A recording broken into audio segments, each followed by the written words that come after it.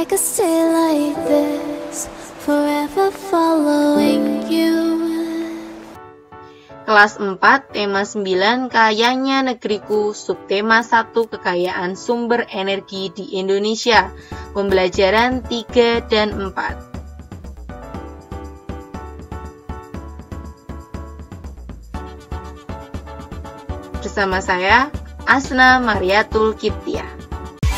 Tentunya jangan lupa klik subscribe dan juga nyalakan tombol notification supaya aku lebih semangat bikin video yang lain.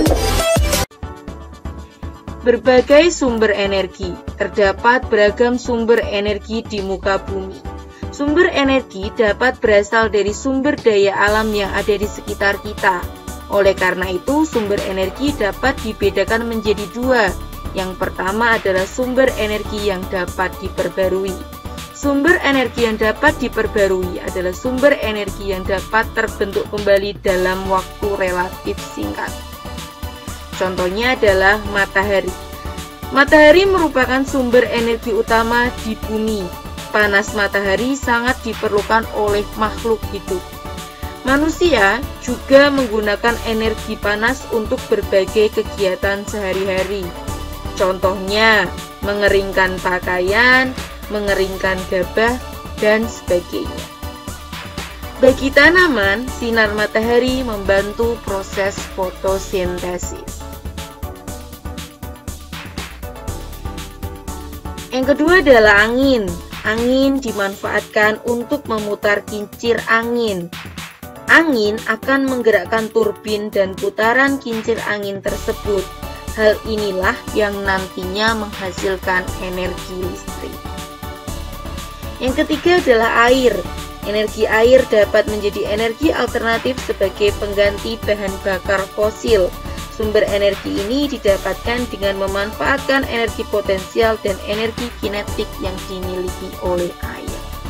Selanjutnya, yang kedua adalah sumber energi yang tidak dapat diperbarui. Sumber energi yang tidak dapat diperbarui adalah sumber energi yang tidak dapat terbentuk kembali dalam waktu yang singkat.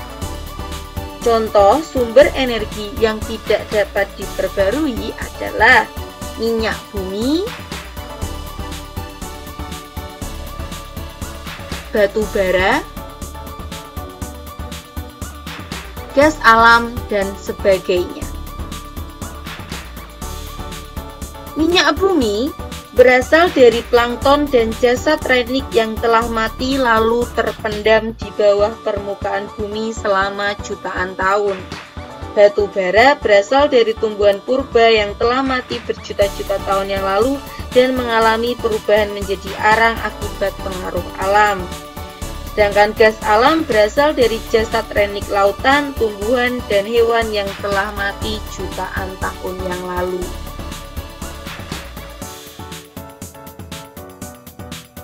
Selanjutnya, menyusun hasil laporan wawancara. Masih ingatkah kamu apa arti dari wawancara?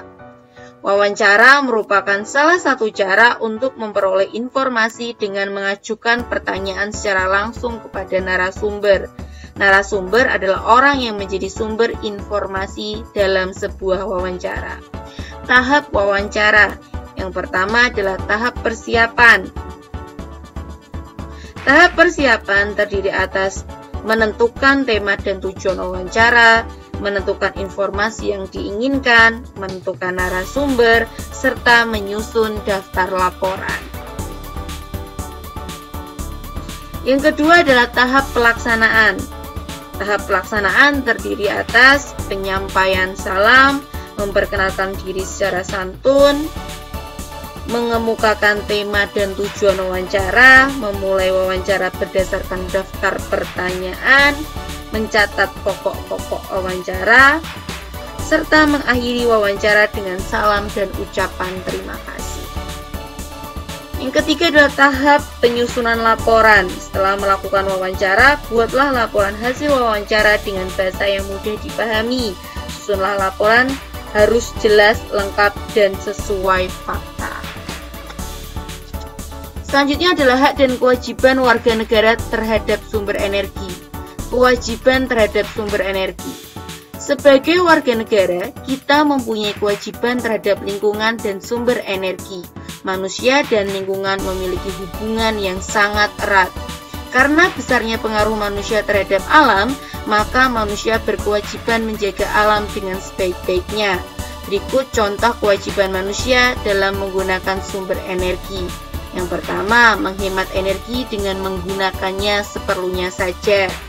Yang kedua, memanfaatkan teknologi dan peralatan yang ramah lingkungan. 3. Menjaga dan melestarikan ketersediaan sumber energi di alam sekitar. Dan yang keempat, menggunakan energi alternatif seperti energi angin, air, atau matahari untuk menggantikan energi yang tidak dapat diperbarui. Selanjutnya adalah hak memanfaatkan sumber energi. Kita pantas memperoleh hak jika semua kewajiban telah tunai. Hak mengelola energi diperbolehkan selama tidak melanggar undang-undang dan merugikan orang lain. Dengan demikian, jika kewajiban terhadap sumber energi telah dijalankan dengan baik, hak untuk memanfaatkan sumber energi pun dapat kita terima dengan baik. Terakhir, perilaku hemat dan boros energi. Berikut contoh perilaku boros energi dan hemat energi. Yang pertama, contoh perilaku boros energi adalah menghidupkan lampu pada siang hari. Contoh perilaku hemat energinya adalah mematikan lampu pada siang hari. Yang kedua, contoh perilaku boros energi adalah membiarkan peralatan elektronik tetap menyala meski sudah tidak digunakan. Contoh perilaku hemat energinya adalah mematikan peralatan elektronik jika tidak digunakan.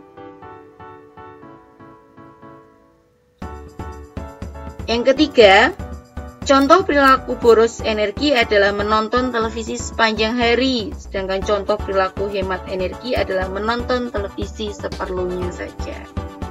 Itulah yang dapat saya sampaikan, semoga bermanfaat. Wassalamualaikum warahmatullahi wabarakatuh.